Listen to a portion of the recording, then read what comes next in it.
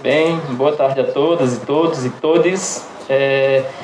É com muito prazer que a gente recebe vocês mais uma vez, né, aqui no Raul Rock Bar, nossa 19ª edição do projeto Café, Cultura e Diversidade. E finalmente vamos receber hoje a Cláudia Rejane, né? É a 6ª mulher que passa pelo nosso projeto aqui, né, trazendo falas bem diversas. Já tivemos aqui a Azuleide Queiroz, Andréa Furtado, Verônica e Valéria Dogrunek, né? E tivemos também a Manu, Emanuele, falando sobre o suicídio, uma temática muito importante em qualquer período, né? Então, hoje temos Cláudia falando do movimento dos cordelistas malditos, e é com muito prazer, como eu disse, na pessoa de Welton e Léo, e eu e nós todos, né, vamos receber aí com a palavra Cláudia Rejane. Muito obrigado por ter aceito o convite, professora. Então, boa tarde a todas e a todos, e a quem não se identifica com nenhum dos dois gêneros.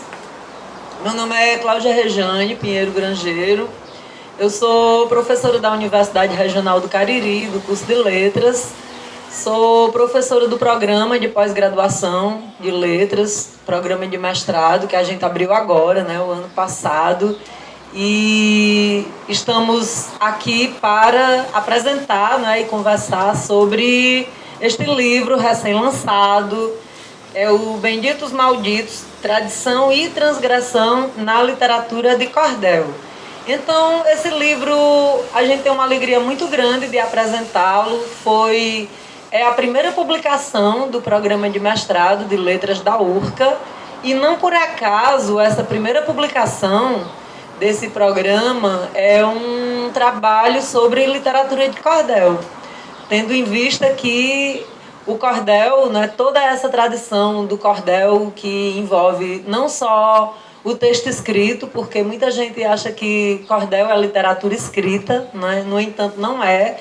Ela é uma literatura oriunda, né, de toda a tradição oral, né, do cancioneiro mundial e também do cancioneiro do Nordeste. É uma marca característica daqui do Nordeste, né, da nossa cultura nordestina, que, no entanto, dialoga com diversos outros elementos, né, de outras culturas, né?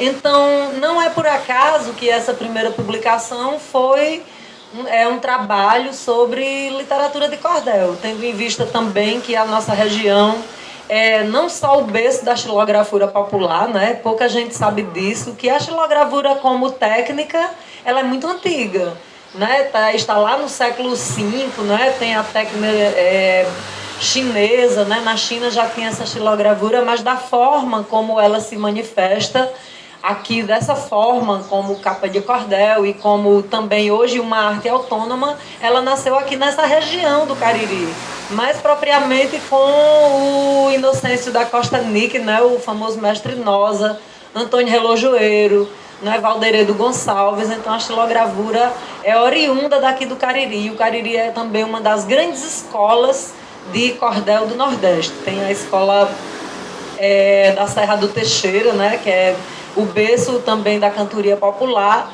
Tem a escola de Caruaru e tem a escola de Juazeiro do Norte, que aí vem os grandes mestres, né, João de Cristo Rei, e toda essa nossa tradição de cordel aqui no Cariri, que é muito forte, no Cariri, no Nordeste do Brasil. E para além dessa tradição, né, como o nome do livro indica, tem também as transgressões, né? E aí é sobre isso que o livro trata. O livro é um conjunto de 8 artigos de pesquisadores do Brasil e da França. 4 artigos são artigos da minha autoria, em conjunto com os meus alunos e minhas alunas lá do grupo de pesquisa, né, do Discute, que é o Grupo de Estudos em Discurso, Cultura e Identidades, e outros pesquisadores, como o Pablo Soares, né, o Wellington Pedro da Silva, a Milene Cantivale, que é lá foi orientanda da professora Ria Lemé, que é quem faz o prefácio. Né? A professora Ria Lemé é uma pesquisadora medievalista. Ela foi guardiã, eu gosto dessa palavra, guardiã e zeladora, não é? Do acervo Raymond Cantel.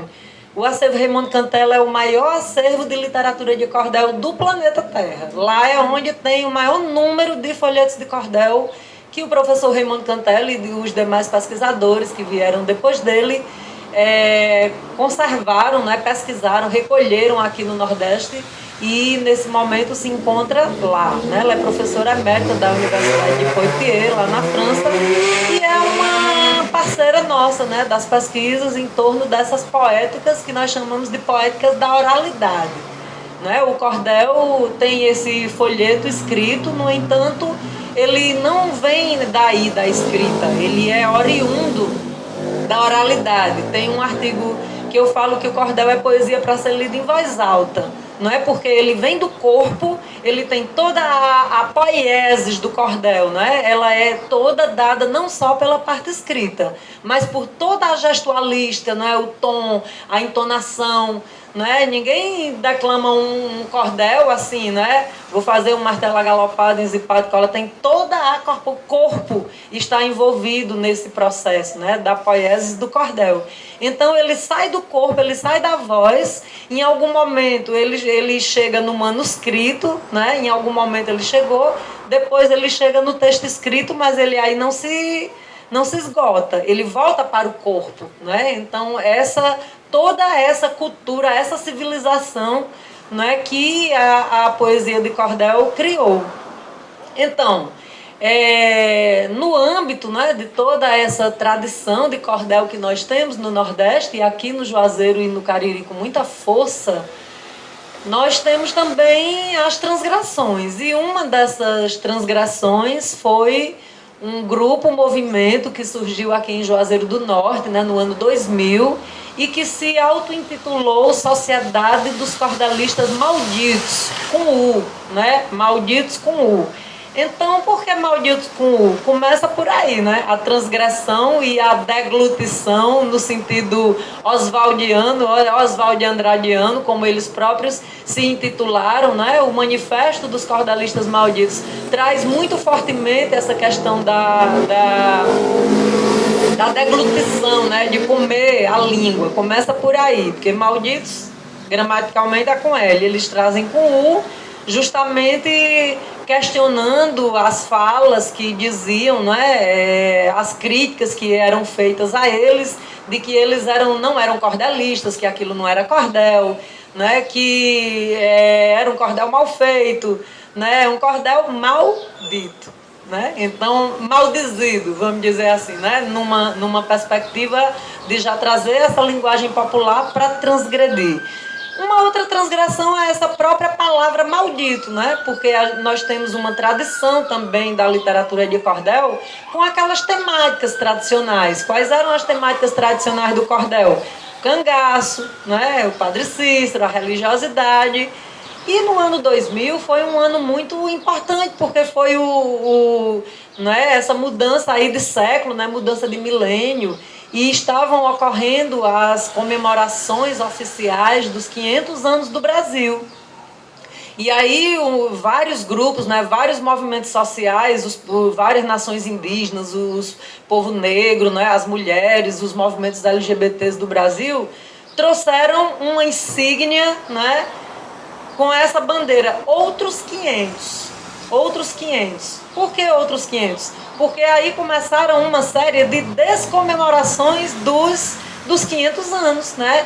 E aí os malditos, que foi esse movimento aqui de Juazeiro, que foi lançado pelo SESC Cordel, Novos Talentos, a professora Fanca Santos, né, que hoje é professora da UFCA, ela era coordenadora de cultura do SESC naquele momento, e ela foi quem organizou esse projeto, né? Juntamente com Salete Maria, reuniu um grupo no princípio foram 12 folhetos, não é, com essa bandeira, outros 500. E aí eles lançaram um manifesto, né? O manifesto dizia algo como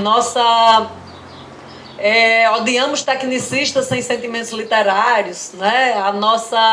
Nós estamos na linguagem porque ela é aberta e é plural. Viva Patativa do Assaré e Oswald de Andrade. Né? E aí já traz também, já marca esse espaço de enunciação muito forte, né? Nessa questão do pertencimento à literatura de cordel, mas trazendo essas outras temáticas. Vieram com 12 folhetos, né? Eu lembro alguns poetas, né? Hammurabi Batista, Fanca Santos, Salete Maria, Diane Nobre, né? Que é Diane Nobre, Junu, que era Geraldo Júnior, né? Júnior Boca Maldita na época, que eles vão mudando de nome, né? É um pessoal camaleão, assim, bem camaleônico. Orivaldo Batista, né? Hélio Ferraz, tinham alguns poetas que trouxeram esses questionamentos desses 500 anos, né? Tem um folheto de Hammurabi, os 500 anos que invadiram o Brasil, né? Ou mentira cabeluda, que chama um descobrimento, né? Um folheto chamado A Farsa, de Hélio Ferraz, que aí trouxeram muito fortemente esse questionamento dessa conversa fiada para boi dormir, que o Brasil foi descoberto, né? Aqui não foi descoberto nada, não tinha nada coberto, até os povos nativos andavam nus, então, né, não tinha vergonha nenhuma para cobrir, porque quem devia ter vergonha foi o povo que chegou e invadiu e colonizou e massacrou, né? Então os folhetos traziam o que hoje nós chamamos de perspectiva decolonial, né? Hoje tem esse movimento decolonial muito forte aí na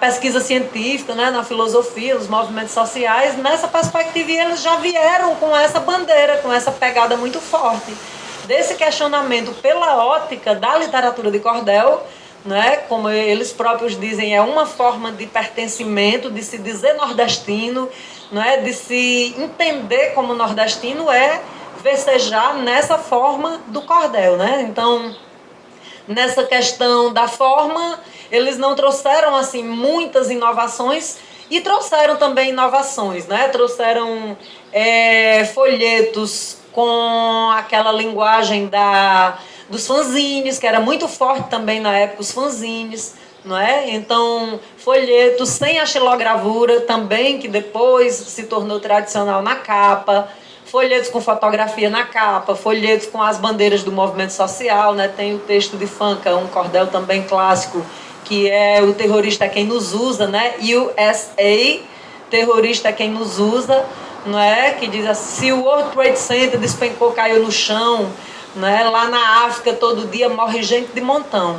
Então eles vieram com essa pegada, né? Não só dessa perspectiva decolonial, de questionar esse descobrimento, entre aspas, essa invasão, essa ocupação do território brasileiro, e à medida em que traziam essa bandeira decolonial, na época não tinha esse nome, né? Isso eu estou falando do ano 2000. Trouxeram também esses sujeitos, esses outros sujeitos que ficaram invisibilizados, né, e silenciados durante a história que foi contada durante toda a nossa história, nós, né, essa nossa geração e outras, e foi essa história mal contada que foi contada dizendo que os portugueses chegaram aqui,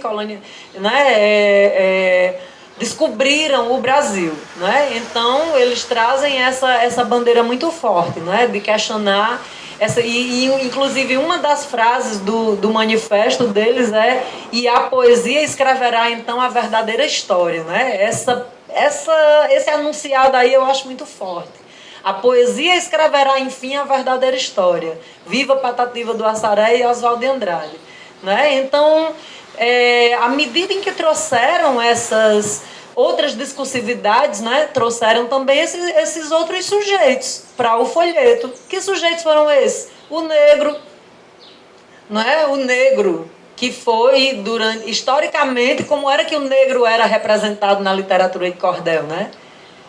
Daquela forma absolutamente pejorativa, que eu digo que eu não sei como é que nós conseguimos sobreviver a essa cultura absolutamente racista, né, que nós tivemos na nossa educação, não só familiar como escolar, como ainda hoje tem. Né? Hoje, pelo menos, graças a esses movimentos e esses poetas e todo o movimento e todas as pessoas que vêm e questionam, já mudou alguma coisa, né? Não mudou muito e os fatos estão aí para demonstrar, né? O genocídio do povo negro que existe, né? A juventude negra está aí sendo, né, exterminada. E outro setor social também, né, subalternizado, que está sendo exterminado e que também vem muito fortemente nos cordelistas malditos são as mulheres.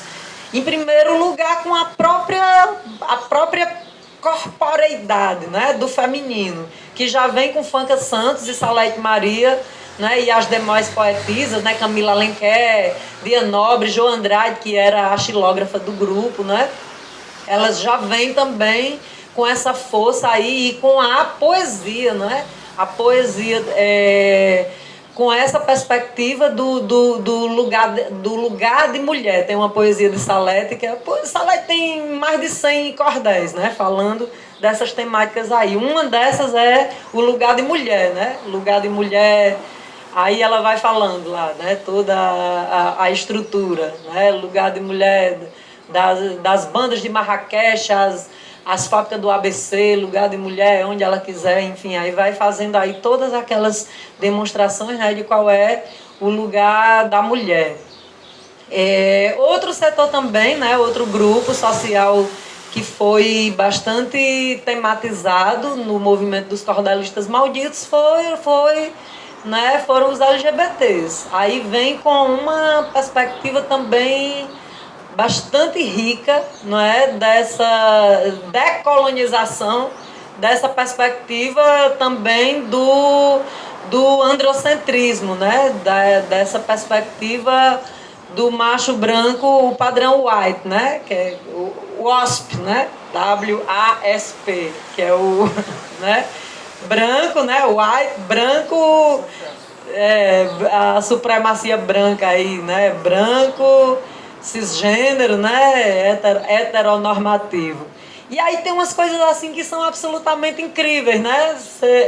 O Emerson lembra de uma conversa que a gente teve sobre a história de Joca e Juarez, que é um folheto de Fanca e Salete. A história de Joca e Juarez foi lançada 10 anos antes do Segredo de Brokeback Mountain. Vocês lembram do filme, né? Que eram dois cowboys, né? Lá nos Estados Unidos e tudo, que se apaixonam e tem toda aquela história de amor entre eles. A história de Joca e Juarez é uma história de amor entre dois homens, né, do Juazeiro. E aí tem aquela história, eles se apaixonam e aí vão falar para o Padre Cícero e aí o povo vai argumentar com o Padre Cícero. No cordel, no final da história, o Padre Cícero diz: então tudo bem, se vocês se amam, se vocês se gostam, então tá tudo bem, né? E aí teve um debate interessante nessa ocasião, né? Que foi questionado isso, né? Mas isso é uma coisa muito inverossímil, né? Como é que o Padre Cícero, um sacerdote católico, lá na década de 30, ia abençoar um negócio desse?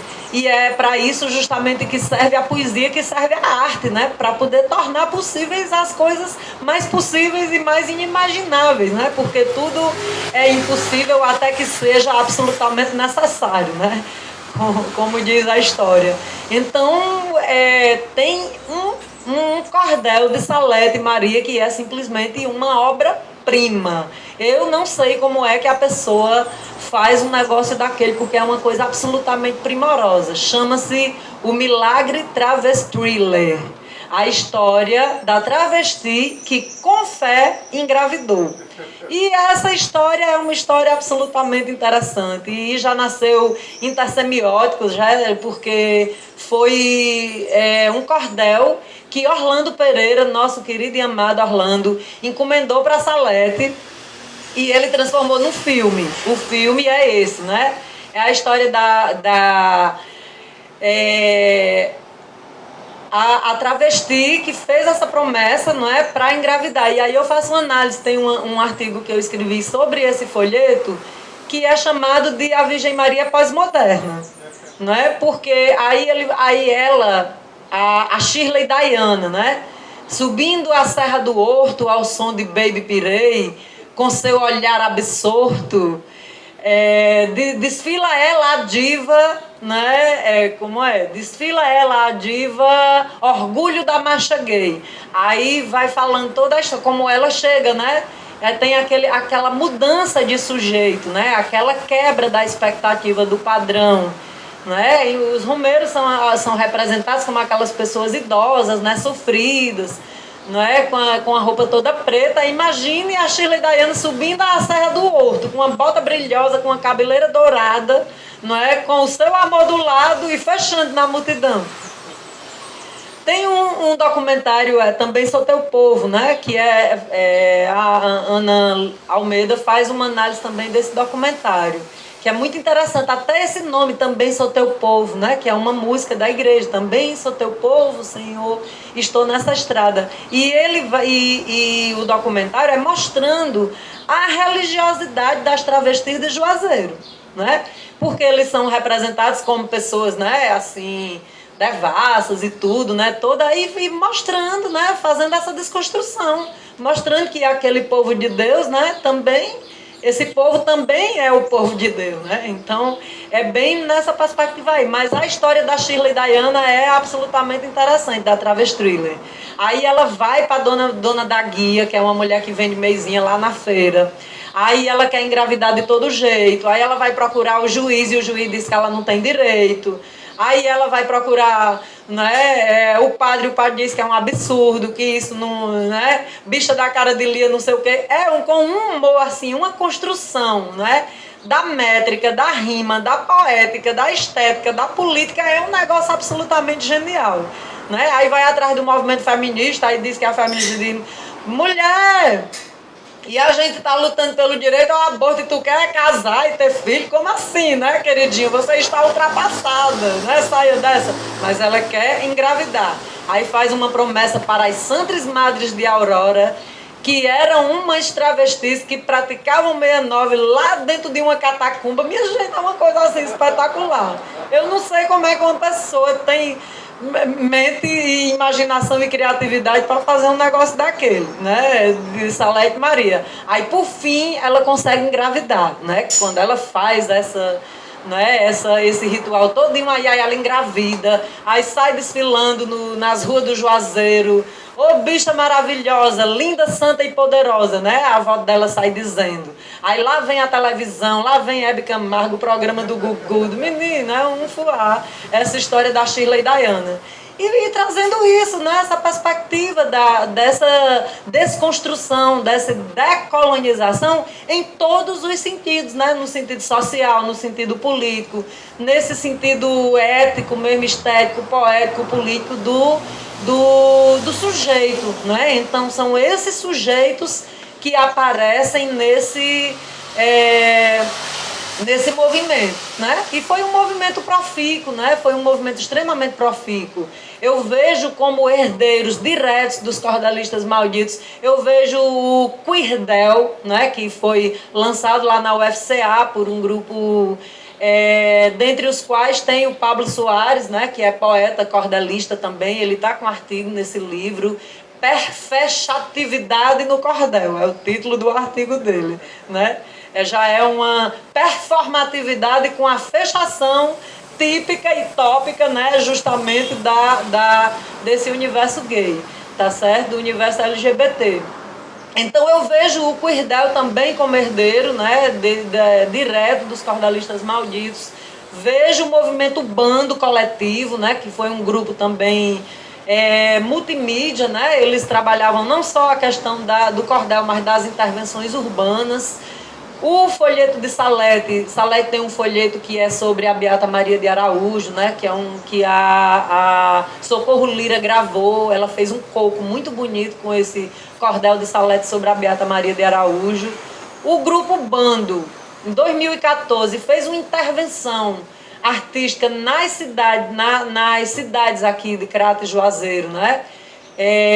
Com a imagem da Beata e a bandeira, né? Onde está Maria de Araújo, né? Mulher negra, pobre, analfabeta, desaparecida, né? Em 1930, onde está o corpo dela, onde está ela. Isso aí foi intervenção do Bando, fora várias outras intervenções, né? Feitas pelo Bando coletivo, Vejo Jari de Arraes, que hoje é uma das mais importantes escritoras brasileiras, né? Jari de Arraes é uma das escritoras mais importantes hoje, né? Escritora negra, feminista, que traz essa pegada dessa decolonização muito forte. E a daqui de Juazeiro, filha de Hammurabi, né? Filha de Hammurabi Batista, neta de Abraão Batista e filha de Hammurabi Batista. Quando eu fui fazer a biografia de Hammurabi aqui nesse texto, né? Hammurabi, né? Xilógrafo, poeta, não sei o quê, dos cordelistas, músico. Aí ele coloca aí, pai de Jari de Arraes. Eu digo, pronto, já está colocado. Pai de Jari de Arraes é uma coisa muito importante, né? Na sua biografia. Tá certo, gente? Então é isso, né? Um movimento extremamente atual, né? No ano 2000, naquele momento em que a juventude estava procurando formas, né? Espaços, né? Um momento bem próximo assim da ditadura militar, em que a juventude estava procurando formas de se expressar, né? Teve o rock nacional, existiram várias outras formas, tinha os fanzines, né? E nós tínhamos o cordel, né? E nós tivemos a sorte e a felicidade de ter os benditos malditos, por isso aqui o trocadilho do nome do livro, né? Benditos malditos que nos trouxeram, né? Foram forças que nos alertam e nos alertaram para essas questões que são cada dia mais prementes. Ainda mais hoje, né? Em tempos de protofascismo, né? Em que um governo assim, com características absolutamente fascistas se junta com todo esse arcabouço talibã neopentecostal que tem aí, né, querendo mandar no Estado laico, querendo colonizar o corpo das pessoas, né? Então, nesse momento, eles são mais atuais do que nunca. Então, o livro é isso, né? É uma homenagem, é uma cantiga, é um mimo, não chega nem aos pés, né, do que eles fizeram, mas é uma forma de reconhecimento, né? Então, essa homenagem por esses 20 anos do movimento dos cordelistas malditos, benditos malditos de Juazeiro, tá certo? Então era isso, o livro, e a gente vai conversando.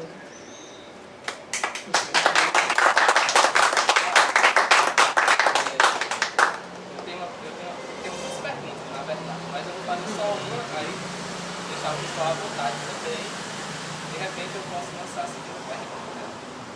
Pensando nessa questão da sua fala aqui que trouxe, presentificando em vários momentos as pessoas negras, né?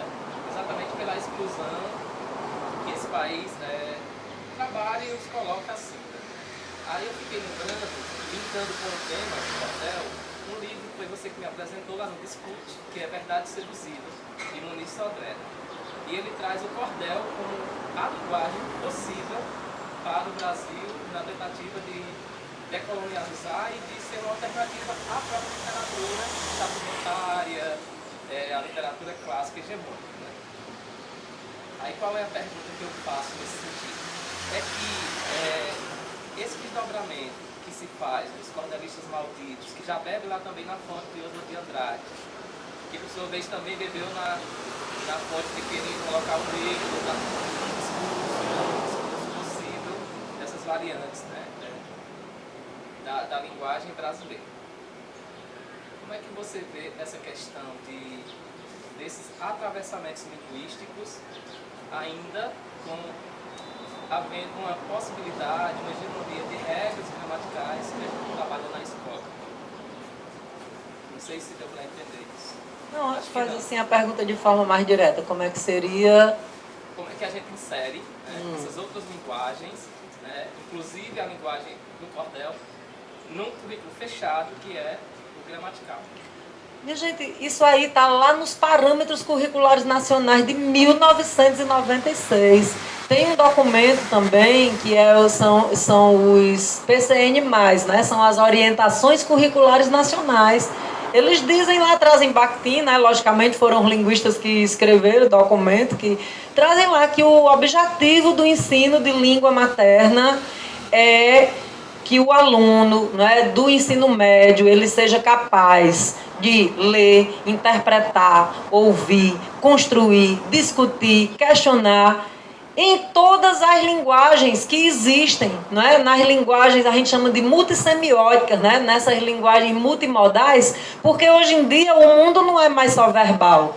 Né? No tempo quando o Bakhtin ou Saussure falava de que a língua era um conjunto de signos verbais, não é mais um conjunto de signos verbais. Eu digo que a língua é um conjunto de signos verbovocovisuais, né? Porque você está falando aqui em língua portuguesa com uma pessoa, aí você tem um emoji que você manda, né, fazendo uma careta, fazendo uma munganga, aí você tem um som, aí manda áudio, né? Não tem aquele áudio, mande áudio, né? Que eu não sei ler não. Aí a pessoa manda um áudio, né? Aí tem toda essa performatividade. E em todas as esferas, e lá está dito lá nas orientações curriculares nacionais, em todas as esferas, política, econômica, midiática, esportiva, não é? E numa perspectiva não só crítica, como lúdica, não é? Então está lá nos documentos oficiais de língua portuguesa. Agora, entre os documentos oficiais e a realidade que nós vivemos hoje, eu sou professora de uma disciplina chamada Linguística aplicada ao ensino de língua materna. Aí, quantas mil vezes eu já levei proposta de sequência didática com canção de capoeira, não é? Com rap, com as canções das tradições aqui dos reisados, né? Das bandas cabaçais e também do cordel. Aí uma aluna falou para mim uma vez, professor, tudo isso aí que a senhora está trazendo é coisa linda, não sei o quê. Tem a lei 10.639 também, que são 20 anos já, né? 17 anos, quase 20 anos que existe essa lei e na prática a gente fica assim besta, porque como é que tem que existir uma lei para que a nossa cultura do nosso povo, que é absolutamente negro, né, afro-ameríndio, como eu gosto de dizer, né, tem aquela história que a gente descobrir aí que a gente era nórdico, não sei o quê. Eu digo, mas menino, eu sou uma cearense afro-ameríndia e membra permanente da Cuscuz Clã, né? Não tem esse povo aí que gosta de negócio de Cuscuz Clã. Aqui a gente do Nordeste aqui é a Cuscuz Clã, né? O clã do Djavan, é o clã do cuscuz. Então isso está lá nos parâmetros, está lá nos documentos oficiais. Aí a aluna disse, mas quando eu chego na minha escola, a dona da escola é católica e a maioria dos pais dos alunos são evangélicos. Se eu chegar com uma canção de capoeira aqui, né? E aí vão dizer que é coisa do demônio, do satanás, de não sei o que, ou seja, isso é uma coisa grave, né? É uma coisa muito grave, é preciso que nós defendamos o Estado laico. O que é o Estado laico? O povo pensa que é um Estado contra as religiões, não é um Estado supra-religioso, ele está acima de todas as religiões, inclusive o Estado laico é a única forma de se defender, de se assegurar a liberdade de credo, é o Estado laico. Então esse negócio de Deus acima de todos e o Brasil acima de tudo, isso é uma verdadeira, uma coisa absolutamente complicada, né? Deus acima de todos. Qual Deus? Primeira coisa é essa, né? Qual é o Deus que vai estar acima de todos? É Oxalá? Né? É Buda, é Maomé. Qual é o Deus? É Oxum, é Santa Sara Kali, né? Que é a santa dos ciganos. Não, é Deus para quem acredita, né? E o Estado laico, respeito para quem não acredita, e o Estado laico acima de todos para proteger a todos. Essa é a grande bandeira. Né? Porque nós temos essa complicação hoje com esses grupos, né, religiosos mais conservadores e mais tradicionais querendo determinar os rumos de todas as pessoas do país, como se todo mundo fosse obrigado, né, a ser e pertencer de uma religião. Isso em todas as eras da história, de toda a história da humanidade, deu problema, né? Foi muito complicado. Então é essa perspectiva do Estado laico que vai nos garantir essa multiplicidade e essa diversidade da educação que nós precisamos. E precisamos dos cocos, do maracatu, dos reisados, dos povos indígenas, do povo cigano, do povo negro, do povo índio, de todo mundo nós precisamos dentro da escola. E como é que essas práticas vão chegar até a escola? Né? É através das expressões, das manifestações artísticas desses grupos e desses povos. Né? É isso que eu penso. É isso que eu pratico lá com meus alunos e a gente tenta fazer, né? Trazer que a universidade se tinja de povo, né? A gente precisa cada vez mais do povo negro, indígena, das mulheres, dos gays, das travestis, dentro da universidade. É esse o mundo que a gente quer, esse é o mundo que eu quero. na universidade, assim, eu lembro que a gente até já conversou sobre isso. Eu não sei se ainda no componente curricular da universidade ainda existe a disciplina de literatura, eles tinham como era, né? Literatura popular. Literatura popular. E eu lembro que a disciplina de literatura popular era bem interessante como proposta, claro, né? A gente precisaria ter esse contato. Mas geralmente, quando a disciplina era ofertada, ela era ofertada a partir de um ponto de vista muito específico. E por estar vinculado a esse ponto de vista muito específico, colocava, por exemplo, os cordelistas malditos como a escória por excelência. E eu penso que, quando eu saí da universidade, eu saí com essa visão muito fechada ainda. Foi preciso, claro, essa ideia de desconstrução, de reflexão. E eu lembro que, olha como as coisas são. Quando eu li a primeira vez o cordel Joque Juarez, eu fiquei estarrecido. Uhum. E na época muito vinculado à Igreja Católica e tudo mais. E posteriormente a isso, agora você comentando, e eu já era um cordel que eu ia trazer para a nossa discussão aqui, que é uma das obras-primas que nós temos em termos de produção cordelista. Né? Assim, eu acho a coisa mais extraordinária do mundo, inclusive é um texto que eu queria um dia tentar fazer algum trabalho a respeito, pela forma como ele se desenvolve e a temática que ele aborda e tudo mais. Então eu fico pensando que às vezes a universidade, não sei como é que anda hoje, mas a universidade ela está nos cerceando na possibilidade de ter visões mais críticas em relação à própria ideia da produção do cordel em si e o que ele representa para a gente. Você colocou aqui no começo da sua fala o quanto é significativo isso para a gente. Nós somos um dos grandes produtores do cordel, de xilografia e tudo mais, e às vezes isso não é colocado da forma que deveria. Por exemplo, nas escolas de ensino fundamental e médio, não são colocadas essas informações também na própria universidade. Então, eu acredito que é relevante quando um trabalho como esse, por isso que eu tenho tanto interesse nesse livro, quando ele traz à tona esse grupo que representa algo muito significativo para a nossa produção.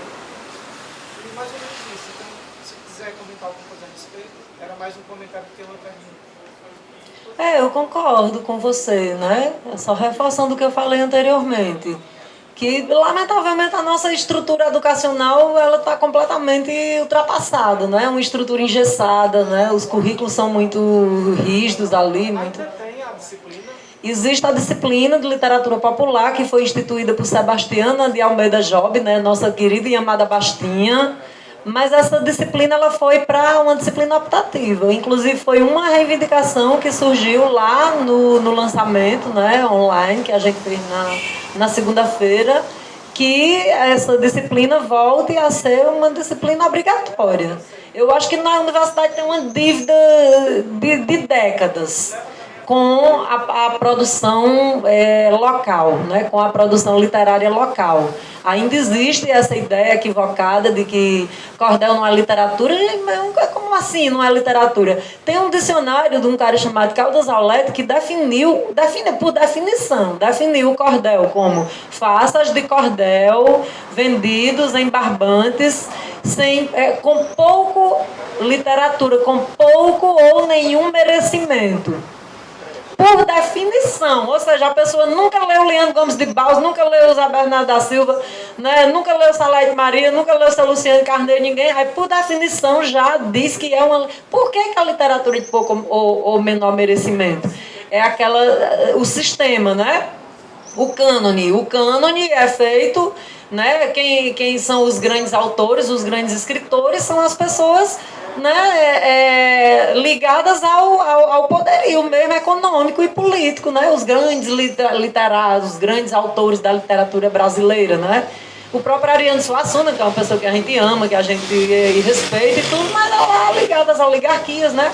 O próprio Oswald de Andrade também, que é um cara, né, trazido aí pelos poetas, a gente sabe que era lá da oligarquia paulista. Chega um momento, e chegou o momento, já está passando da hora, que é do próprio povo falar dele próprio. As mulheres falarem de si próprias, os LGBTs falarem deles mesmos, os negros falarem deles mesmos. Né? Então, que isso seja realmente trazido, né? içado à categoria de literatura. Eu já não gosto desse negócio de literatura popular, literatura não sei o que, literatura não sei o que. Já, quando começa a adjetivar muito a literatura, já começa a ficar complicado. Essa palavra popular, por exemplo, ela vai em duas direções. Ou é popular no sentido do desmerecimento, como esse exemplo que eu falei anteriormente, e do popular também como estagnação, né? Que é a perspectiva, por exemplo, que a Ariane traz, que a gente discorda, né? De que aquelas manifestações populares, elas têm que se manter originais. Esse é o discurso, por exemplo, não sei se ainda é, mas até bem pouco tempo, da Academia de Cordelistas do Crato, aquele cordel tradicional que só pode falar, né, de seca, de cangaço, daqueles temas tradicionais. Começa que todo mundo é acadêmico, é universitário, é médico, então já está entendendo essa questão do popular. Vai nessas duas perspectivas, ou nas duas ao mesmo tempo que se conjugam, do desmerecimento e do congelamento, como se essas expressões artísticas não pudessem se transformar, né? Popular que vira exótico, né? Exatamente, essa ideia de popular como exótico, né? Como a ideia que muita gente tem do interior, né? Eu sinto muito isso, assim, quando eu vou para Fortaleza. Desculpa aí o pessoal de Fortaleza, eu não estou generalizando, mas eu estou falando em termos dessa relação de capital com o interior. Que o Cariri é o mundo do exótico, né? Das bandas cabaçais, das lapinhas, dos reisados, mas aí assim fica essa coisa do exótico, que não tem cabeça pensante, que não tem gente pensando sobre suas próprias questões. Aí entra essa questão do intelectual. Foi feita uma pergunta outro dia lá no Facebook, quem eram os intelectuais do Crato. Aí eu coloquei Valéria Carvalho, Verônica Carvalho, Verônica Isidório. Para mim são as maiores intelectuais do Crato. Né? Intelectual no sentido de Gramsci, né? Do intelectual orgânico, aquele que pensa a sua realidade, teoriza sobre a sua realidade e age sobre ela para modificá-la. Para mim isso é intelectual. Intelectual para mim os garis de Juazeiro, né? Naquele ano lá, um ano que fizeram uma greve histórica aqui, pegaram o lixo todinho, recolheram o lixo todinho da rua. Nesse tempo o prefeito era Carlos Cruz, fizeram uma cruz assim, na frente da prefeitura, como tiveram uma conquista histórica, conquistaram o salário mínimo, para vocês verem como nesse tempo, em 1988, não se pagava um salário mínimo. Para mim aqueles são os intelectuais orgânicos da classe. Aí vem um professor universitário, porque nós somos intelectuais. Intelectual de onde?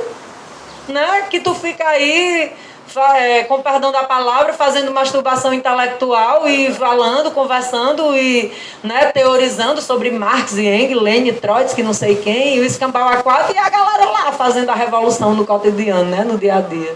Lá entre quintais e galinhas, como dizia o grande Ferreira Goulart, né? É ali onde está a revolução. A revolução é tu cuidar bem de teus filhos, é tu pagar a pensão dos teus filhos, é tu tratar bem tua mulher com igualdade. Para mim isso é revolução, de lavar sua própria roupa, lavar os pratos, arrumar a casa, passar o pano no chão. Para mim isso é revolução. Né? Não me venha com outras conversas de revolução antes de fazer tudo isso, que para mim não cola não. Claro. Tem alguma antologia desses cordéis ou como é que a gente acessa? Dos malditos tem alguns sites que tem já um acervo, né? Já tem alguns sites que tem algum acervo. Mas não tem assim, eles compilados mesmo assim, reunidos, não tem não. Essa pesquisa é um princípio que pode apontar nessa direção aí, né? De uma compilação, de ter um catálogo. Nosso negócio agora é catálogo. O Funk está fazendo, o trabalho de Funk é a coisa mais linda, o catálogo das mulheres. O livro delas, o nome. É um catálogo com as mulheres cordelistas. O trabalho de Funk é absolutamente indispensável. Ela fez 20 anos de pesquisa e ela trouxe as mulheres da cantoria e do cordel desde o século XIX até hoje. Né? Mocinha de Passira, Zefinha do Chambocão, né? a preta Chica Barrosa, que ela, né, uma preta que fazia lá as pelejas com os cabas e tudo, né? Aí esse livro de Funk é um catálogo, né? A gente está apontando aí nessa perspectiva dos catálogos. Eu queria perguntar sobre Portugal. Portugal tem essa vertente também de cordéis atuais, algo assim, sobre formato? Não. Portugal, inclusive, é um lugar comum nos estudos sobre cordel, essa questão de que o cordel veio de Portugal. Essa perspectiva foi desconstruída pela professora Márcia Abreu, que é uma pesquisadora da Unicamp, que passou também 20 anos pesquisando, fazendo um cotejo, uma comparação entre os cordéis de Portugal e os cordéis produzidos no Brasil. E ela descobriu o quê? Que pouquíssimo tem pouquíssima relação.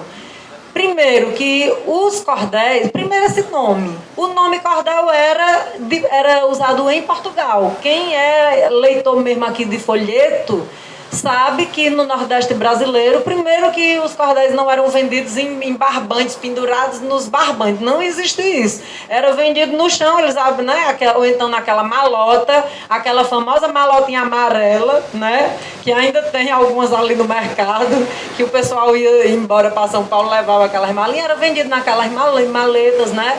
E também no chão, né? Ou em banquinhas, não era vendido em barbante. O cordel de Portugal, ele é escrito em trovas, que são estrofes de 4 versos. O cordel do Nordeste são mais de 100 formas de versejar. É a coisa mais bonita e mais rica que existe no mundo. É a maior contribuição do Brasil também para as artes plásticas, é a xilogravura. Quem disse isso não fui eu, foi Goethe, né, que é um dos artistas plásticos lá no movimento modernista. Ele disse que a maior contribuição do Brasil para as artes plásticas foi a xilogravura. E o cordel é de uma riqueza inestimável. Só martelo tem mais de 10, né? É martelo agalopado, martelo... Aí o mourão voltado, o martelo alagoano, martelo perguntado, né? Aí tem a gemedeira. O galope soletrado, o galope à beira-mar, né? Que o doutor Raiz, eu esqueci de falar. O doutor Raiz também eu considero que é um dos herdeiros dos cordelistas malditos. Né, que ele está o Junu, né, que hoje é Junu, que fez parte também do movimento, que traz muito fortemente essa marca do cordel nessa perspectiva transgressora, né, e revolucionária.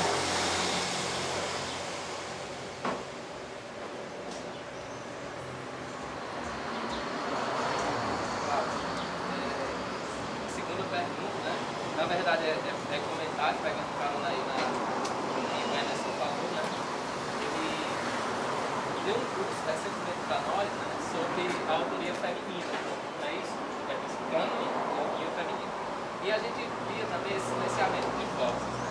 Linkando o que você traz com a ideia de revolução a partir de práticas simples do cotidiano, e também da visão política de alguns membros do próprio movimento maldito. Eu me lembro que, estudando e pesquisando e nas conversas contigo sobre algumas mulheres aí, o primeiro grito fora colo foi dado aqui, né?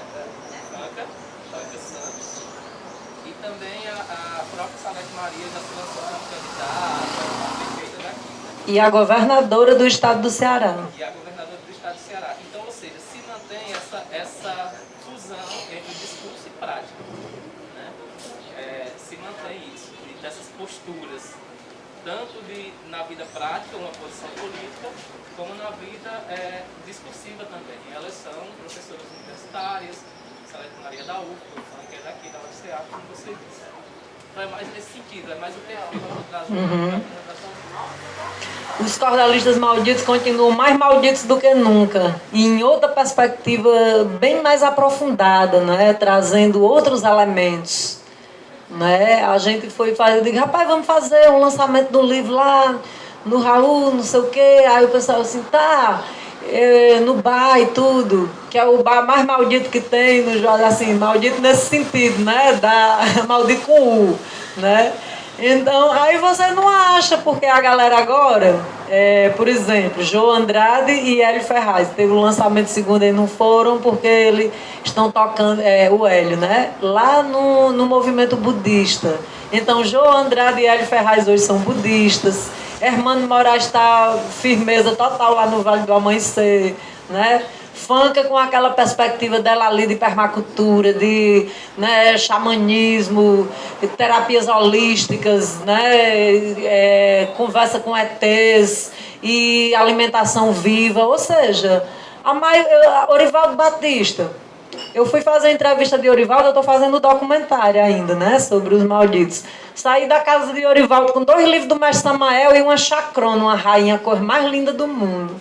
Que é a planta com que se faz o chá da ayahuasca, né?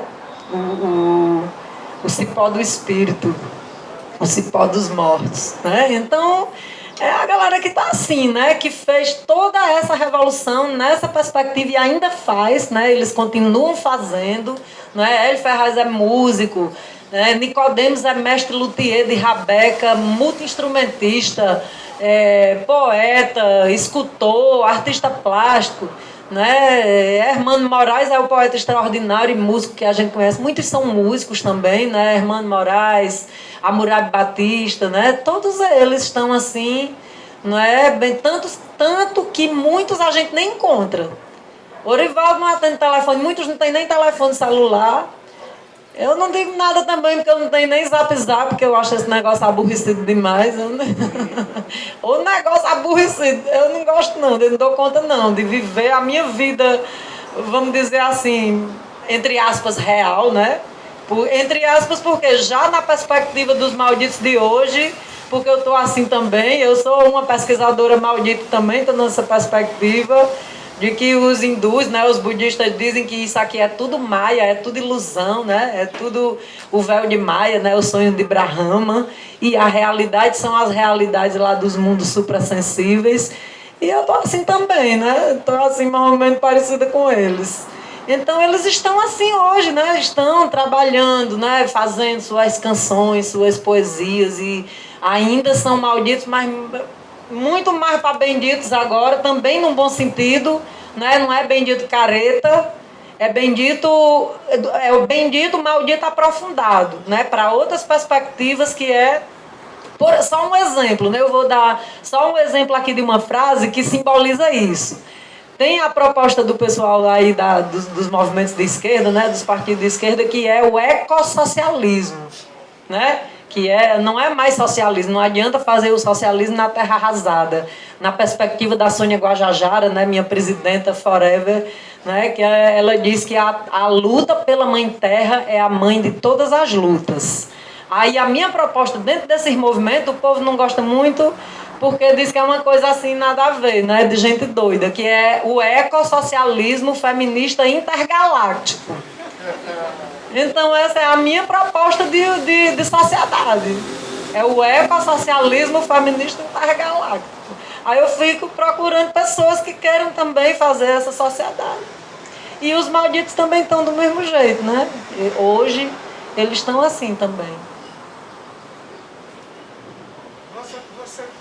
Você comentou que no caso do livro é uma compilação de trabalhos que você também produziu e outras pessoas, né? Aí, eu acho que você tem comentado, se eu não me engano, que foi o primeiro trabalho, assim como um resultado já do novo mestrado que tem aqui na UFBA, isso de fato é muito significativo. Você teria como comentar sobre alguma perspectiva que você apresenta em um dos seus textos, no caso? Eu apresentei assim durante a fala, né? Mas, por exemplo, tem esse artigo que eu fiz com o Manuel Filho. Manuel Sebastião Filho, que é um menino absolutamente genial. Logo ele é sobrinho de Fanca. E filho de Adriana Santos. E ele hoje está fazendo doutorado lá na Universidade de São Carlos, né? Na Federal de São Carlos, com trabalho também, a coisa mais linda. Ele está fazendo uma análise de discurso. Ele foi meu orientando aqui e está com esse trabalho lá agora. Ele faz uma análise de discurso da indústria da carne. Não tem esse negócio de friboi, não sei o quê. Agro é pop, agro é tech, agro é tudo. Ele demonstra, né, lá na análise como agro é podre, agro é morte, agro é nada a ver, né? E ele faz uma historicização da relação do homem com o animal. Que ele é vegano, eu sou vegana, o Fanca tem movimento lá, né, de veganismo crudívoro e tudo. E ele vai fazer esse estudo sobre a relação do ser humano desde os tempos imemoriais, lá pré-históricos, quando o ser humano comia um animal, matava um animal, mas com todo aquele ritual, não é, de interação com o animal, entregando ele aos deuses, né, aquela coisa de matar para comer. né? E com todo aquele sentimento de pertencimento àquele reino, que é uma coisa absolutamente diferente de hoje, né? Então, eu tenho um artigo aqui meu junto com o Manuel, que é uma análise do Padre Cícero e a Vampira, que é um folheto de Fanca. Essa história do Padre Cícero e a Vampira é muito interessante, é muito engraçado. Diz que o Padre Cícero se encontra com uma vampira, né, no Juazeiro.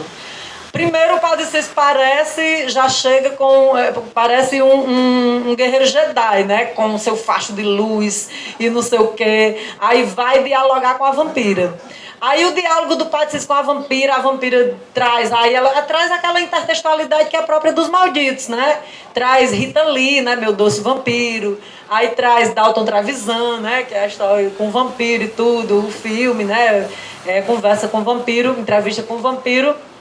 Aí no final das contas, o que é que acontece? Ninguém ganha, né? É uma peleja, que é uma coisa bem tradicional do cordel, né? Que é a peleja, né? De Lampião, com não sei quem, a peleja.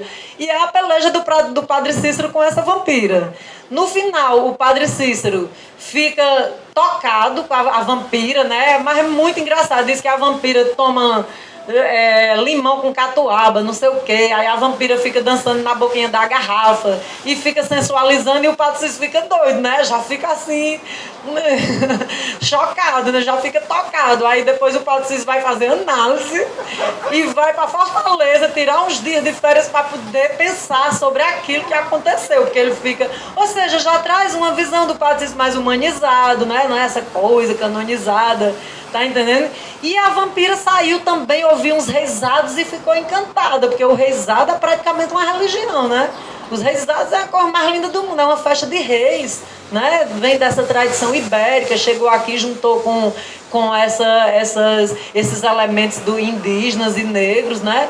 E aí diz que a vampira também sai, né? Já querendo ver a coisa por outra perspectiva, né? Então, é um dos artigos que tem no livro, né? É sobre uma análise também que eu faço com o Mano Franklin, do folheto A Farsa, né? De Hélio Ferraz, que traz, assim, uma bandeira muito forte do Nordeste, né? Brote Nordeste Nação, o Nordeste de Conselheiro, de Ariano, ele vai trazendo essas referências, né? Esses ícones. E tira uma onda com o presidente dos Estados Unidos, aquele de Mônica Lewinsky, como é? Bill Clinton, né? Aí ele diz, não sou Mônica Lewinsky, passa a faca e arranco fora. É uma das formas de resistência poética que ele tem de... Aí tem vários assim, né? Nesse sentido aí. A análise do Também Sou Teu Povo, né? Que é um artigo de Pablo Soares, tá? A coisa mais linda do mundo. Que é essa história que eu falei, né? A perfechatividade de gênero no cordel. Que é fazendo análise do cordel das travestis. Primeiro, eu estou encantado com o livro, parabéns com a organização, com a pesquisa. E queria saber se seria possível você recitar um trecho dos cordéis que está no livro. Sério. Vamos ver se eu acho aqui, peraí. Agora eu precisava de um pouquinho de luz, peraí. Tem esse aqui que eu falei, né? Tio Sam entre os nossos tem um jagunços sem igual. São todos neoliberais detentores do poder. Eu vou mencionar uns 3 que nem vão surpreender. Um é Roberto Marinho, mas a CM é o Toninho, e o malvado é FHC. Eita cabroeira ruim, já traçou todos os planos. Montou um baita festim lá com os americanos, para enganar imbecil nesse 22 de abril festejar 500 anos. Aí vai, né? Esse é um dos... Eu queria ver aqui que é o coco que Salete faz aqui da Beata Maria de Araújo. Essa é bem legal. Aqui. A Beata Beat Cult, né? É o título do... A Beata Beat Cult. Eu bato o pé e beato batendo o pé eu desato, no ato eu boto fé. Me bato em penitência, punindo a história pensa que torta quebra meu pé. Batendo palma beato, batendo bolo também, batendo pano no ato, batendo roupa e xarém. Beato meu beabá, beato até bodejar, beato como ninguém. Beato e bato punheta, bato baralho e beato, beato e bato marreta, bato carteira e beato. Bato sentado e em pé, porém não bato em mulher, nem bato meu pai no gato. Beato e bato uma bola, bato as asas e beato, beato e vou à escola, construo casa e beato. Beato pedindo esmola, beato e bato a cachola, beato e tiro o retrato. É da a Beata Bitcult, a história de Maria de Araújo. Maria de Araújo, que está bem pequenininho aqui. É sobre a Beata Maria de Araújo, essa. Aí por aí vai. Essa aqui do Pai de Cici a Vampira, ó. Vou contar uma história ocorrida no sertão. Se vocês acharem própria, eu não faço objeção. Afinal, o imaginário popular é o cenário para ampla discussão.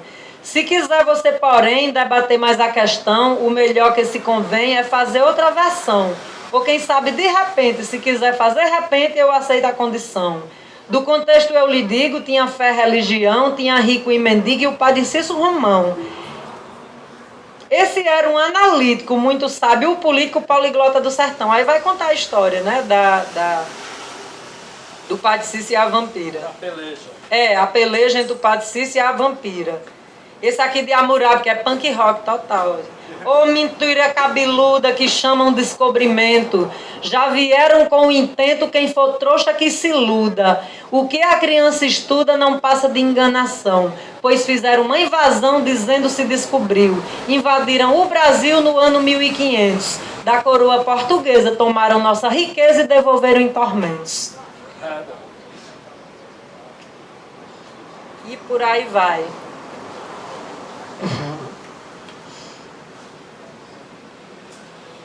Ao ouvir, com licença vocês, ao ouvir sua fala, você falou em pessoas queridas que eu conheço de perto. Você falou em Bastinho, pessoa que eu conheço muito bem. Um parente do meu filho. Eu acho que fazer justiça, voltar à cadeira que eu estudei no Crato, sou pernambucano, mas cheguei no Crato em 84. Cheguei aos 20 anos de idade e a minha história foi escrita e está sendo escrita no Crato. No Crato eu me casei 2 vezes, no Crato eu fiquei viúvo, no Crato eu tenho 3 filhos. Meus filhos também trilham a arte, eu sou menina poeta. Os meus 3 filhos são músicos. Tem 2 que é bons, tem um que só gosta de percussão. Mas eu resumo eu e o Crato da seguinte forma. Vou fazer aqui 2 versos do poesia minha. Eu cheguei no Crato no ano de 84. Sou nativo pernambucano, nasci à margem de Pajeú. Também veio de lá para cá, Dona Bárbara de Alencar, filha natural de Exu. Na cratense pernambucano sempre foi um pouco mal, para ser mais exato, quanto a beleza do Crato, o nosso rei do Baião. Aí daí eu estava falando das interações entre o Cariri e o Pernambuco, sobre as faculdades. A filosofia era uma das poucas faculdades que existia ao raio de vários quilômetros no passado. Eu era criança, quando minhas primas saíam de Salgueiro, Floresta, Pernambuco, que é minha terra, Floresta, para mim fazer filosofia. E o pessoal daqui, li bastante, a gente está em terra, a gente fala muito pessoal do Cariri, da quantidade de pessoas, cratos fazendo, que migraram para Recife, para fazer odontologia e medicina. Sempre houve uma grande interação. Outra coisa que você falou que é verdade. Alguns amigos me perguntaram que eu não pleiteava entrar na academia do quadrista. Eu falei porque eu não me sinto quadrista. Mas é porque também lá você fica preso ao que eles querem. Mesmo assim, é o União Brasileira de Provadores. Você já fez parte dessa União Brasileira. Sai. Porque você fica preso a métricas. Eu quero colocar a palavra inconstitucionalissimamente. Mas a métrica não vai deixar. Vou ter que matar essa palavra e deixar ela compacta. Então eu sou meio mal tanto um amigo meu, ele estava pleiteando entrar na academia, e ele acabou entrando. Quando ele falou comigo, pô, você já lançou 2 livros, Tássio? Eu falei, meu querido, eu prefiro ser El Tigre. Nunca mais ele me chamou pelo nome primo, poeta primo, né? Passou a me chamar de El Tigre. Perdi meu apelido, meu nome de guerra. Por causa desse El Tigre. Eu tornei um novo solitário, realmente. Porque você... Eu contar uma história sobre essa coisa do poder. Se alguém da arte está lá, dentro do livro, para você que está escrevendo sua arte, você acha que ela não vai. Que a sua poesia não é, pô, você seja um jovem que começa a escrever, ele já acha que ele não faz um bom poema. Ele já pensa isso. Ele escreve para ele. Então a pessoa diz logo, rapaz, aqui você tem que melhorar. Não está respeitando a alma que ele coloca naquele papel. A poesia para mim tem que ter alma. Então tem que contar história engraçada dos malditos. Conheci algumas pessoas lá atrás. Então, em uma certa época, quando eu fazia parte dessa gravadores, eu escrevi um poema chamado Retrato da Minha Terra. Todo em prova. Então, tem uma prova lá, que era assim. Logo que o dia amanhece, o sol nasce mais bonito. E a alegria aparece no salto do meu cabelo. Fizeram uma correção, mataram meu cabelo.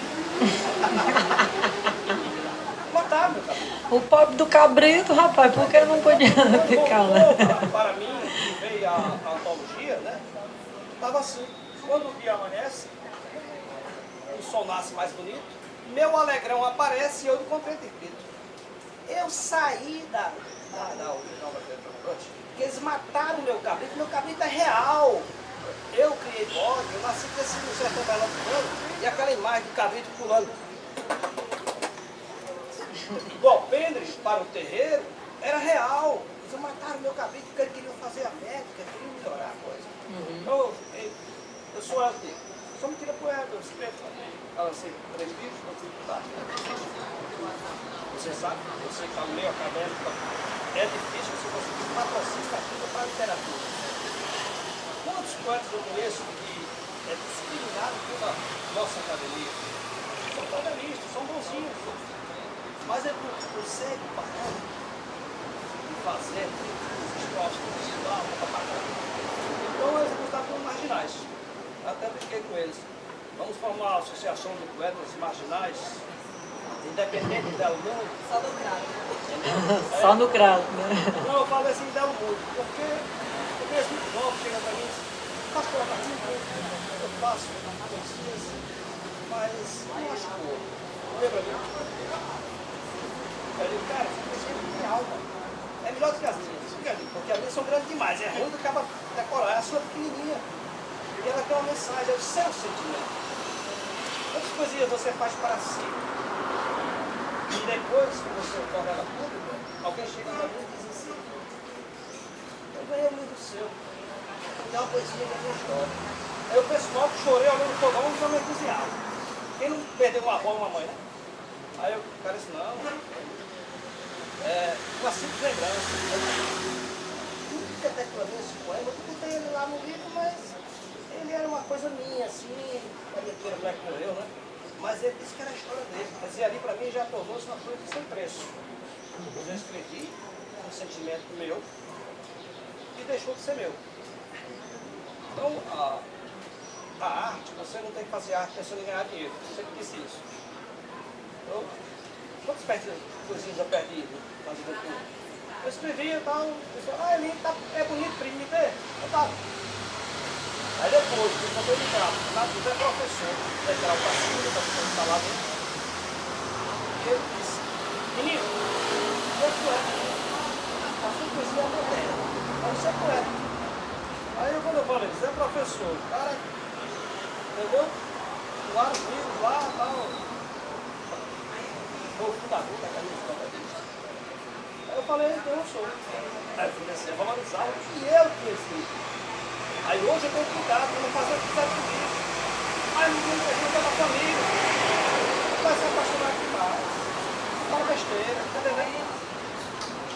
Claro, aproveitar também para esse aspecto da transgressão, né? Até a própria tradição, se ela não se atualiza, né? Se ela não se refaz, que a transgressão é uma forma de também dar esse gás, essa vida nova na tradição, significa transmitir, né? Tradere, né? Transmitir. Sem isso, a tradição ela só se fica, morre, né? E acontece isso que você falou, né? Por exemplo, a Academia dos Cordelistas do Crato fica do lado do cemitério. E acaba... Rapaz, tu falou esse negócio aqui, ó. Tem gente do Crato aqui, o povo é meio barrista. Mas isso é até simbólico, né? É verdade. Os que são aqui não são barristas, não, são meus filhos. Tem alguns amigos meus cordelistas de Fortaleza, né? O Cristiano do Inaré, o Arievaldo, né? Que memória, né? Faleceu esse ano. Que os deuses o Clérison tenham. e tudo mais. Eles sempre criticaram essa coisa do cordel que não se refaz também, né? Que não se reconstrói. Tanto é que hoje a gente vê o cordel em várias plataformas diferentes. Né? Um quadrinho, o cordel na forma de livro, a peleja virtual. Então quando a tradição ela não se oxigeniza, né? Não se renova, ela acaba se tornando uma coisa necrófila, né? Acaba reproduzindo para a próxima. Exato. E você falou de Bastinha, você sabe, Fanca tem um livro que é A Água da Mesma Onda, que ela mostra a peleja epistolar de Patativa com a Academia dos Cordelistas do Crato. Os cordelistas do Crato expulsaram Bastinha da academia porque Bastinha veio morar no Juazeiro, tu acredita? Pois é. Aí ela veio morar no Juazeiro um tempo, né? Porque Branco trabalhava aqui, né? Ali na loja e tudo. Aí foi preciso Patativa intervir para dizer que Patativa escreve uma carta, a coisa mais linda do mundo para a academia, dizendo que Bastinha é água da mesma onda que ele. Olha, é uma força, né? Aí mesmo assim eles não admitiram, não. Aí tinha essa peleja também da academia com os malditos, porque eles foram um dos grupos que disseram, né? Que deram, inclusive, o nome malditos, que disseram que aquilo não era cordel, que era cordel mal feito, de mau gosto, né? Que era um cordel, assim, trash, né? Que era um cordel nada a ver. Aí tinha também, dentro dos malditos, tinha um que era mais maldito do que os malditos, que era o Hermano Moraes. Hermano queria fazer cordel sem métrica e sem rima. Aí os malditos não concordaram, porque eles disseram, não, aí também já é demais. Porque eles queriam manter esse pertencimento, né? Eles queriam se manter dentro dessa tradição do cordel, mas nessa perspectiva que o Francisco falou, né? Nesse sentido de trazer outras coisas, de renovar, né? De mudar. Mas surgiu de cordel, né? O Discordel, é. Eu acho que alguns de vocês conhecem. Então Ele queria falar ali, ó.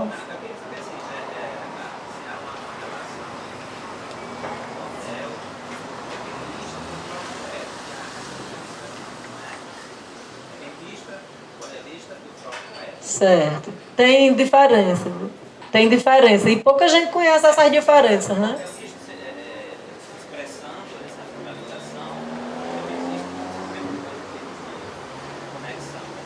Certo. Então, é porque existe esse universo, né? Esse universo é absolutamente rico, né? E diverso.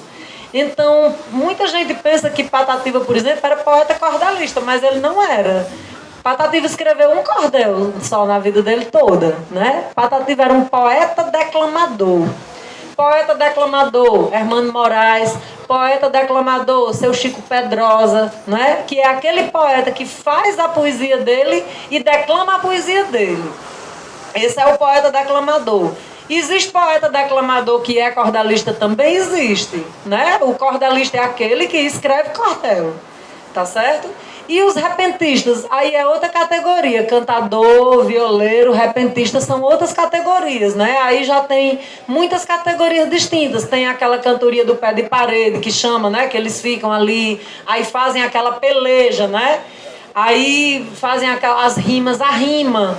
Muitas delas tem que ter não só a métrica, como a rima, tem que ter, né, o número de sílabas, aí tem que ter ali aquele número de sílabas poéticas, que é diferente a escansão poética do número de sílabas de outras poesias ou de outras, né, outras formas de vecejar. Então tem o repentista, que é o que faz, né, que faz a poesia de repente. E tem o violeiro que é o que usa a viola. Então são é muito diferente, né? Tem o poeta de bancada, que era aquele que vendia, né, o cordel ali na feira, né? Vou contar uma história, não sei o que, aí ele para a história, aí a pessoa tem que comprar o cordel para saber o final. Aí tem uma poesia muito linda de Braulio Tavares, né, que é parceirão de Ivanildo Villanova no Nordeste Independente, né, que o nome é Sina Violeira. Aí ele diz assim: bom mesmo é... Como é? Bom mesmo é viver... ai, meu Deus, é bom mesmo é viver é amar de improviso e morrer de repente. O nome é Sina Violeira. Obrigado. Eu queria finalizar assim, antes de eu dar as considerações finais, eu queria falar algumas coisas, mas seria o microfone para ficar. Tá certo. Pode ser? Vai lá. E as pessoas nem falaram no microfone, né? Não, mas nesse caso sim, porque eu estava no início, né, da nossa fala aqui, antes de Cláudia começar, eu fiz o apanhado, né, o levantamento de mulheres que já estiveram aqui, e aí, né, fazer menção também a Brenda Vlasak, que é uma mulher trans e que também esteve aqui com o Fábio Rodrigues falando sobre Stonewall, falando sobre a questão LGBT, que ia mais aqui no Cariri, e essas intervenções de luta, né. Fez menção a Bastinha, e eu lembro de uma aula, acho que o professor Flávio José, né, Flávio José levou a Bastinha para fazer falas lá sobre o cordel, sobre a vida dela, como ex-professora da URCA também, e ela conta um caso, né, que eu não sei, mas ela disse assim: eu tenho uma amiga que ela diz que a vida dela é um rosário, mas não tem nenhum mistério gozoso, são todos dolorosos. Me identifiquei. Me identifiquei. E aí a gente quer agradecer, convidá-los também, convidá-las, né, para o próximo encontro, que será dia 20 de dezembro, né? É uma homenagem a Clarice Lispector, por conta dos 100 anos dessa autora magnífica e brasileira, né? E eu queria, se pudesse, é um pedido, então você pode negar, Cláudia, mas tem uma poesia sua que é: já pensou que se da Chapada da Araripe ainda desce pra gente ver o mar? Então, se você puder fazer essa poesia aí, agradeço demais e obrigado, tá? Eu que agradeço, né, a presença de todos e de todas aqui. E a origem desse mote é muito interessante, né? Foi Vitor Batista, um poeta lá do Crato também, multimídia também, porque a Aline Bussons é minha amiga, né? Ela disse que eu sou o Faustão. Como é assim o Faustão? Que eu Deus, o povo, porque ela chegou de Fortaleza aqui no Crato, aí eu ia passando Abdoral Jamacaru, meu amigo, na sua frente, assim, no meio da rua. Aí eu digo: ó, tá vendo aquele ali? É o maior compositor do Ceará, um dos maiores. Aí eu morava naquela vilinha ali, lá perto do Grangeiro. Eu digo: aqui vizinho mora o maior poeta do Cariri de todos os tempos. Ela: quem é ele? Geraldo Urano. Né? Aí ela ficava dizendo: mulher, tu é o Faustão, que o Faustão não é assim, né? De um monstro sagrado, tanto no profissional como eu. Digo: eu tenho culpa se meus amigos são umas caboclas talentosas e inteligentes. Eu não tenho culpa, eu só tenho que afirmar. Aí o Vitor Batista, que é um desses poetas, chegou assim do nada, sabe, naquelas conversas, naquelas viagens, aí disse assim: mulher, tu já pensou se da Chapada do Araripe ainda desce pra gente ver o mar?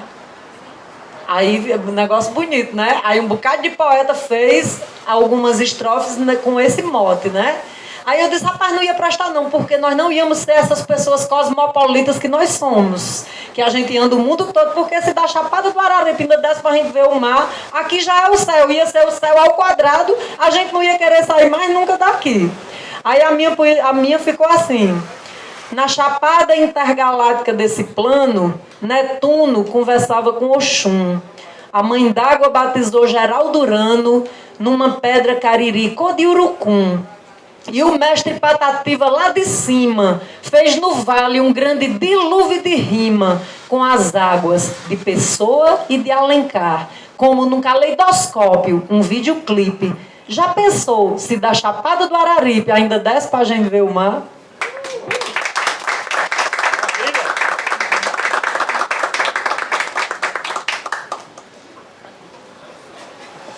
A linha Antônio Vicelma agora, e era só. E era só a notícia sem sofisma e sem fantasia. Gente, pois a gente agradece imensamente, né? Agradeço aqui a presença de todas, de todos, e o convite que me foi feito aqui, né, por Alex e por Léo, e né, meu queridíssimo amigo aqui de longas datas, de tantas cantigas e tantas lutas, né? O Wellington, pós, professor Francisco, Emerson Cardoso, nosso querido amigo Prima aqui, gostei muito de lhe conhecer, viu? Muito prazer, nossos amigos aqui também, pessoal ali do CRAT, né, da universidade. Foi uma alegria muito grande estar aqui e muito agradecido por esse momento. Boa noite.